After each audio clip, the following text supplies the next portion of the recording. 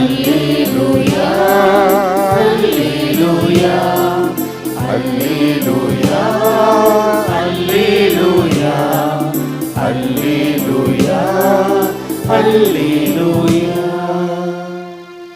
கடவுளின் வார்த்தையை நீங்கள் எங்களிடமிருந்து கேட்டபோது அதை மனித வார்த்தையாக அல்ல, கடவுளின் வார்த்தையாகவே ஏற்றுக்கொண்டீர்கள்.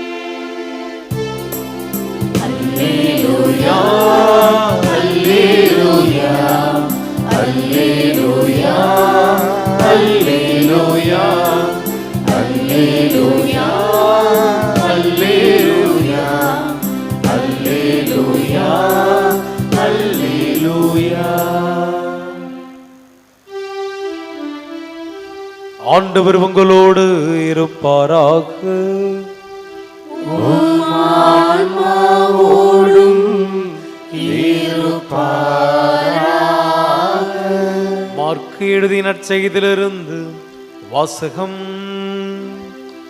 ஆண்டவரே மாட்சி உமக்கே. இயேசுவும் சீடர்களும் கப்பர்நகும் ஊரில் நுழைந்தார்கள். ஓய்வு நாள்களில் இயேசு தொழுகை கூடத்திற்கு சென்று கற்பித்து வந்தார். அவருடைய போதனை குறித்து மக்கள் வியப்பில் ஆழ்ந்தார்கள். ஏனெனில் அவர் மறைநூல் அறிஞரை போலன்றி அதிகாரத்தோடு அவர்களுக்கு கற்பித்து வந்தார்.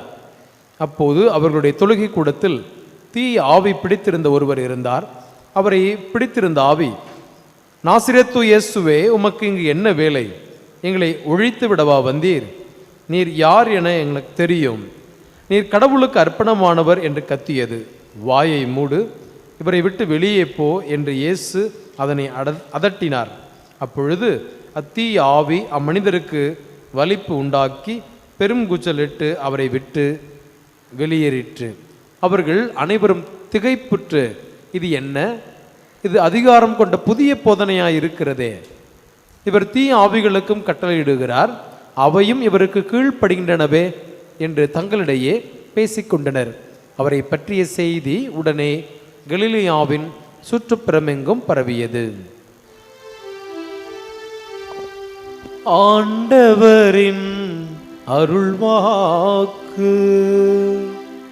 கிறிஸ்துவே உமக்கு புகழ்.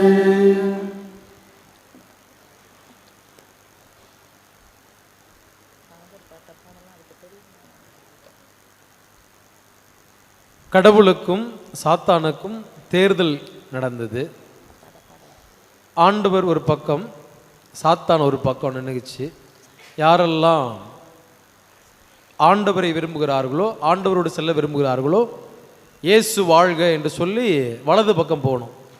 சாத்தானை யாரெல்லாம் விரும்புகிறாங்களோ, சாத்தானோட போகணும் முடிவு பண்ணிட்டாங்களோ, அவங்கெல்லாம் சாத்தான் வாழ்க என்று சொல்லி அவருக்கு ஓட்டு போட்டுட்டு சாத்தானோட போயிடணும்.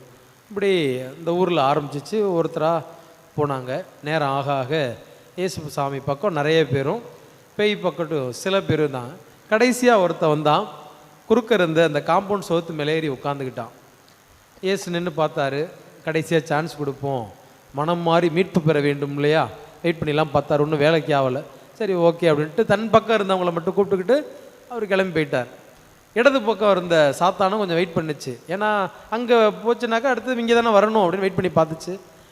வரல. அப்புறம் கொஞ்சம் நேரம் கழித்து நேராக போய் அவனை கையை பிடிச்சிட்டு வாடா போகலாம் அப்படின்னுச்சான். என்ன நீங்கள் தேவையில்லாமல் என் மேலே கையை வைக்கிறீங்க? நான் ஒன்றும் முடிவெடுக்கலையே. நான் இயேசுவோட போகிறேன்னு சொல்ல, உங்களோட போகிறேன்னு சொல்லலையே. தம்பி, முடிவெடுக்க தெரியாத ஒவ்வொருவனும் எனக்கு சொந்தக்காரன் தான் அப்படின்னு இழுத்துட்டு போயிடுச்சான்.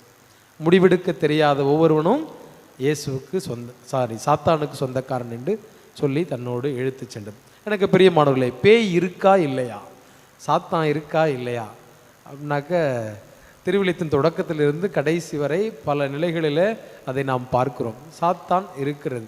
எங்கே இருக்குது அப்படின்னா பக்கத்தில் இருக்குது அப்படின்னு திரும்பி பார்க்கக்கூடாது. நம்ம பக்கத்தில் இருக்கிறவங்கள, யாரெல்லாம் நம்மை சூழ்ந்து இருக்கிறார்களோ அவர்கள் நம்மை சரியான வாழ்க்கை வாழ, மகிழ்ச்சியான வாழ்க்கை வாழ செய்யவில்லையோ அவர்களெல்லாம் சாத்தான் தான். நம்ம நினச்சக்கூடாது கால் இருக்காது, வெள்ளை துணி போட்டிருக்கும், முடியெல்லாம் விரித்து போட்டு வரும், நகமெல்லாம் நீள நீளமாக இருக்கும், அப்படிலாம் நினைக்க தேவையில்லை. நம்ம பக்கத்தில் வெள்ளையாக இருக்கிற அழகாக இருக்கிற சூப்பராக கண்ணாடி போட்டு எல்லாமே என்னை முதற்கொண்டு குட்டியாக சாத்தான் குட்டி சாத்தான்லாம் அவசியம் இல்லை. நமது வாழ்வுக்கு இடையூறாக நம்மை சுற்றி இருக்கிற ஒவ்வொருவரும் சாத்தான பிறகு போயெல்லாம் பார்க்கணும் அவசியம் இல்லை. ஏற்கனவே இங்கே ஆமாம் ஃபாதர் நீங்கள் சொன்னதெல்லாம் கரெக்டு தான், இங்கே ஏற்கனவே நடந்துக்கிட்டு தான் இருக்குது. சில பேர் தலையாட்டுவதையும் இருக்கிறேன். எனக்கு பிரியமானவர்களே, மார்க்கு நற்செய்தியாளர் தொடக்கத்திலிருந்தே அவருடைய எழுதிய அந்த 16 அதிகாரங்கள் தொடக்கத்திலிருந்து கடைசி வரை த struggle between the cosmic power and Jesus என்று தான் காட்டுகிறார். இந்த உலக நாட்டங்கள் அல்ல அதாவது சாத்தான் அதற்கும் இயேசுக்கும் இடையே ஏற்படுகிற இந்த போராட்டமாக தான் இந்த 16 அதிகாரங்களிலும் காட்டுகிறார். கிட்டத்தட்ட 7லிருந்து 10 வசனங்களை உங்களோடு நான் குறித்து காட்ட முடியும். சாத்தானுக்கும் இயேசுக்கும் அந்த டக் ஆஃப் வார், ஒரு போர் ஏற்பட்டு கொண்டிருப்பதாகவே உணர்வதாக பார்க்கிறோம். ஆண்டவர் இயேசு கிறிஸ்து தன் பணிவாழ்வை தொடங்குவதற்கு முன்பாக 40 நாட்கள் பாலைவனத்தில் சென்று தன்னையே தயாரித்து கொண்டார். அங்கே இந்த சாத்தான் தெரியும் உங்களுக்கு 3 விஷயங்களை சொல்லி, இந்த கல்லை அப்பமாக்கி சாப்பிடு, எருசலேம் மாலத்திலே மேலே கீழே குதி, என் காலில் நெடுஞ்சான் கிடையா விழு, உனக்கு எல்லாம் தர, இப்படி அவரை சோதித்ததாக பார்க்கிறோம். இன்றைய நற்செய்தி 1ஆம் அதிகாரத்துடைய தொடர்ச்சி அப்படியே சொல்லப்படுகிறது. அதுக்கப்புறம் 3ஆம் அதிகாரத்தில் பார்த்தோம் என்றால் தீய ஆவி பிடித்திருந்தவர்கள் அவர்களை ஆண்டவர் இயேசுவிடம் கொண்டு வந்தார்கள், அவர் தொட்டு சுகப்படுத்தினார் என்று வாசிக்கிறோம். தொடர்ந்து வாசிக்கும்போது 5ஆம் அதிகாரத்தில் ஆண்டவர் இயேசு கிறிஸ்து பெயல்செபூலை கொண்டே பேய்களை ஓட்டுகிறார் என்று சொல்லப்பட்டிருக்கிறது. அதுக்கு அடுத்ததாக 7ஆம் அதிகாரத்தில் பார்த்தோம் என்றால் எலகியோன் என்ற பேய் பிடித்திருந்த அவரை ஆண்டவர் விரட்டியதாக பார்க்கிறோம். அப்புறம் சிறிய பெனிசிய பெண் 6ஆம் அதிகாரத்தில் வாசிக்கிறோம், அவரிடம் இருந்த அந்த பேயை ஆண்டவர் விரட்டியதாக பார்க்கிறோம். ஆண்டவர் இயேசு கிறிஸ்து தனது சீடர்களுக்கு பேய்களை ஓட்டுகின்ற அதிகாரத்தை கொடுத்தார் என்று 6ஆம் அதிகாரத்திலையும் கடைசியாக 16ஆம் அதிகாரத்திலையும் வாசிக்கிறோம். இப்படி திருவிழியத்தில் குறிப்பாக மார்க்கு செய்தி தொடக்கத்திலிருந்து இறுதி வரை இயேசுவுக்கும் சாத்தானுக்கும் போர் நடப்பதாகவே காட்டப்படுகிறது. கடைசியாக ஆண்டவர் சிலுவையிலே அதை வெற்றி கொண்டதாக, வெற்றியின் வீரராக இருந்தார் என்று. அப்போ நம் வாழ்க்கையில் சாத்தான் இருக்குமா இருக்காதா? கண்டிப்பாக இருக்கும். இயேசுவே அதோடு போராடி தான் வெற்றி பெற்றார். எதெல்லாம் சாத்தான் அப்படின்னாக்க நம் கண்மூடி பூதாகாரமாக நிற்குமா அப்படின்னா அப்படிலாம் இருக்கணும்னு அவசியமே இல்லை. நாம் ஒவ்வொரு நாளும் படுகின்ற வேதனைகளும் வருத்தங்களும் வலிகளும் பிரச்சனைகளும் சாத்தான் நமக்கு உண்டாக்குவது. கோயிலுக்கு வரணும்னு முடிவு பண்ணுறோம், கோயிலுக்கு வரலாம், அதை கொஞ்சம் பிளானை மாற்றி இன்னைக்கு படம் ரிலீஸ் ஆகுது, அந்த பக்கத்து போயிட்டு வெள்ளி சனியாக இருப்போலாம் அப்படின்னு சொன்னிச்சுன்னா அதுவும் சாத்தான் வேலை தான். ஒவ்வொன்றும் இப்போ வீட்டில் கணவனுக்கு மனைவிக்கு இடையே ஒரு பேச்சு ஆரம்பிக்குது, 3ஆவது டயலாக்லேயே அதை நிறுத்திடலாம் அந்த பிரச்சனையை. 4ஆவது டயலாக்கு குண்டான் சட்டிலாம் பறக்குதுன்னா அது சாத்தானுடைய வேலை.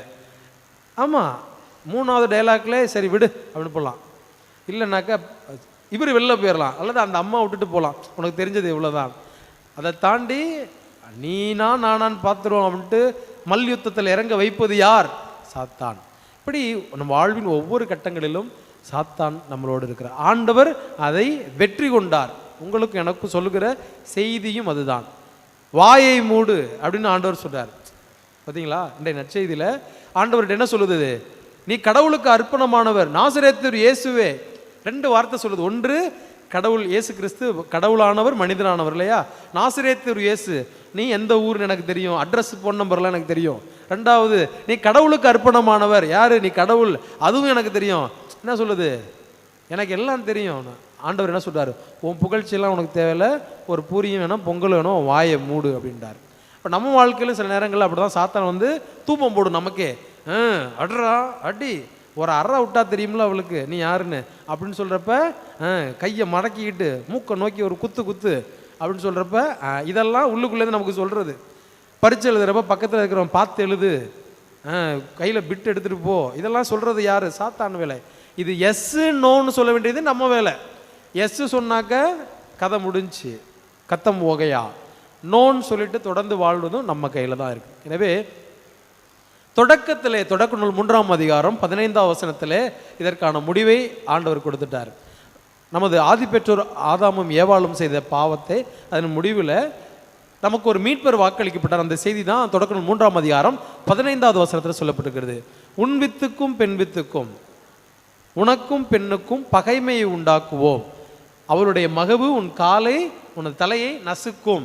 ஆண்டவர் இயேசு கிறிஸ்து எப்பெல்லாம் வாய்ப்பு கிடைச்சிச்சோ அப்பெல்லாம் நச்சுன்னு மிதிச்சிட்டார்.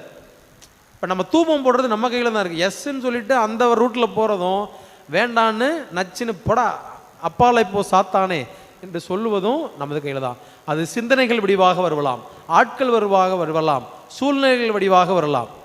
அதுக்கு தூபம் விட்டு நம்ம தொடர்ந்து அதை செஞ்சோம்னா நாம் பாவத்தில் விழுந்துருவோம் சொல்லுவோம்ல. இல்லை முடிவெடுக்காமல் இருந்தாலும் அதே தான், இங்கேயா அங்கேயா டில்லி டேலிங்னு சொல்லுவாங்கள்ல, இங்கும் அங்கும் இல்லாமல். திருவெளிப்பாட்டு புத்தகம் கடைசியில் சொல்லப்படுது 3ஆம் அதிகாரம் 15-16 வசனத்தில் வாசித்து பாருங்க. நீ சூடாகவோ அல்லது குளிர்ச்சியாகவோ இல்லாமல் இருந்தால் என் வாயிலிருந்து உன்னை துப்பி விடுவேன். ஒரு கடினமான வார்த்தை. ஒன்று நீ சூடாரு, இல்லை இன்னும் குளிராரு, ஏசு பக்காரு இல்லைன்னா சாத்தான் பக்காரு, இதுவும் அதுவும் இல்லாமல் இருந்தால் என்ன செஞ்சிருவேன், வாயிலேருந்து துப்பிடுவேன் அப்படின்னு ஆண்டு சொல்றார். நீங்கள் என்று முடிவு செய்யுங்கள், யாரை நான் தேர்ந்து கொள்ளப் போகிறேன்.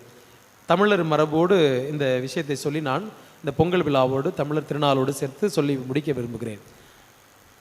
நேற்று போகி பண்டிகை கொண்டாடணும். நம்ம இதெல்லாம் புராண கதைகள் அல்ல, பல விழாக்கள் புராண கதைகள் இதிகாசங்களோடு உட்பட்டது. ஆனால் இந்த தமிழர் திருநாள் இதிகாசங்களோடும் புராணங்களோடு உட்பட்டதல்ல. இது நன்றியின் விழா, நன்றியின் விழா, அறுவடையின் நாள்.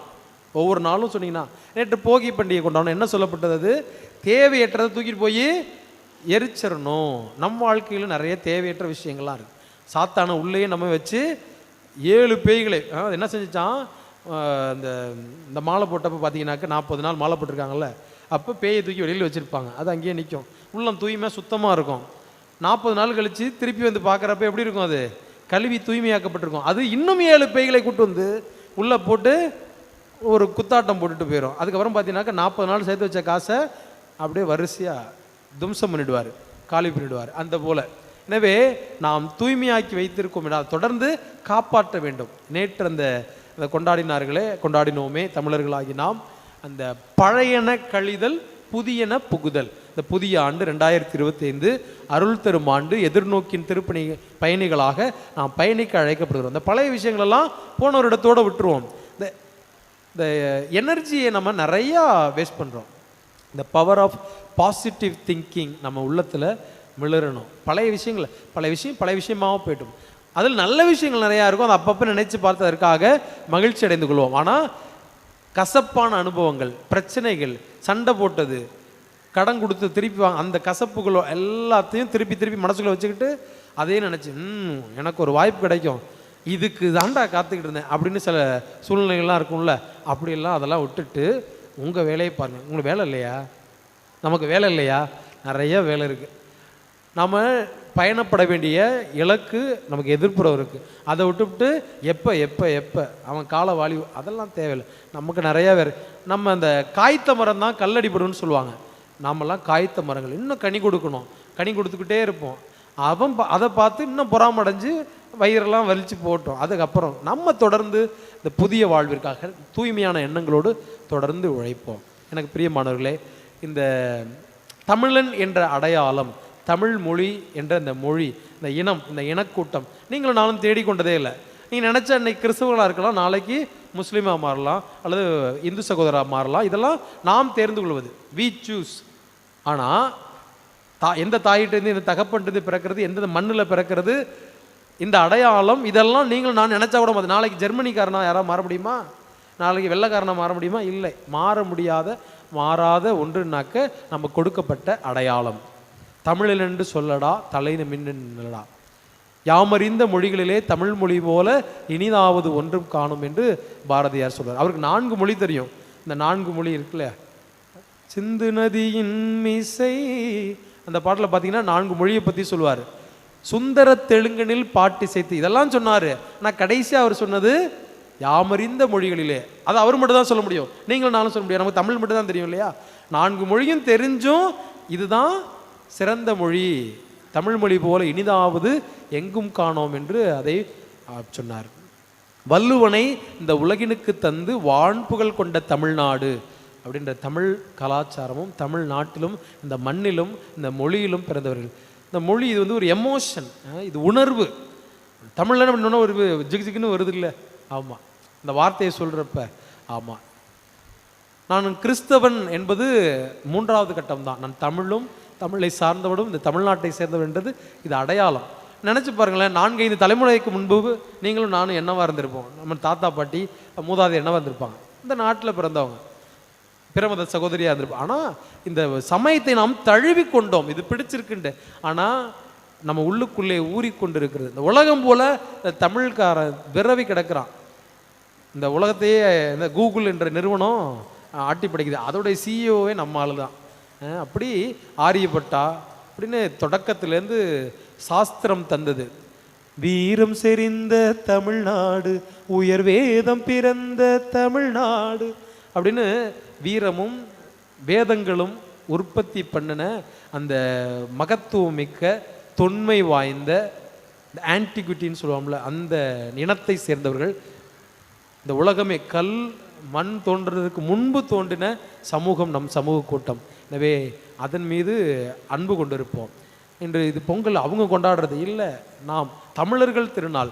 இந்த 3 நாட்களும் போகி பழையனெல்லாம் கழிஞ்சு புதியதெல்லாம் வரணும்னு சொல்லி நல்ல எண்ணங்களை நம் உள்ளத்தில் விதைக்கிறார்கள்.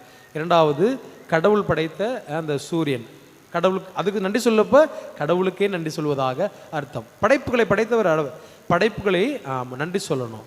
அடுத்தது நமக்கு உழவுக்கு பயன்படுகிற இந்த விலங்குகள் மற்ற விஷயங்களுக்கு நன்றி சொல்கிற நாட்கள். எனவே இந்த மரபை தொன்மையை போற்றி பெருமையாக வளர்ப்போம். எனவே முதல் பகுதியில் சொன்னது போல் அந்த சாத்தானுக்கு டாட்டா பாய் பாய் சொல்லிட்டு இந்த புதிய ஆண்டில் புதிய உணர்வோடு மகிழ்ச்சியோடு மனநிறைவோடு மங்களகரமான வாழ்வு வாழ உங்களுக்காக ஜெபிக்கிறேன். தொடர்ந்து இந்த பிள்ளையை நீங்களும் ஜெபியுங்கள். ஆமேன். நன்றி கூறி மன்றாடுவோமாக. ஆண்டவரே, நாங்கள் உட்கொண்ட இத்திருவுணவு எங்களை காத்தருளுமாறு உம்மை வேண்டுகிறோம். மறை சாட்சியான தேவசகாயம் என்னும் புனிதருக்கு எந்த மன வலிமை உமது ஊழியத்தில் நம்பிக்கையையும் பாடுகளில் வெற்றியும் தந்ததோ அதே மன வலிமை நாங்களும் அடைவோமாக. எங்கள் ஆண்டவராகிய கிறிஸ்து வழியாக உம்மை மன்றாடுகிறோம்.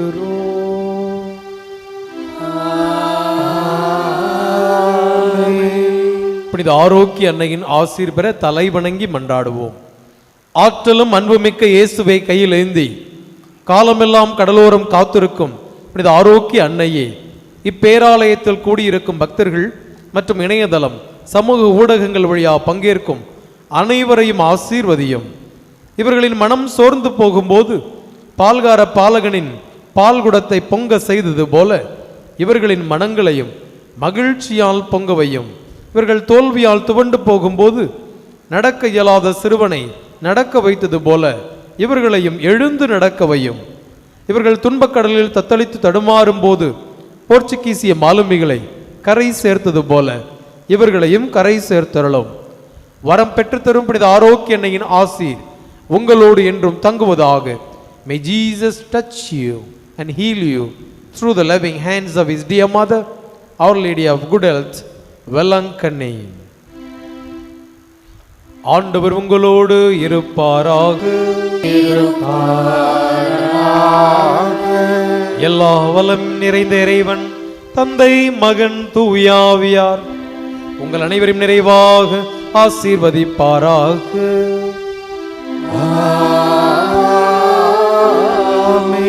சென்று வாருங்கள், திருப்பலி நிறைவேறிற்று.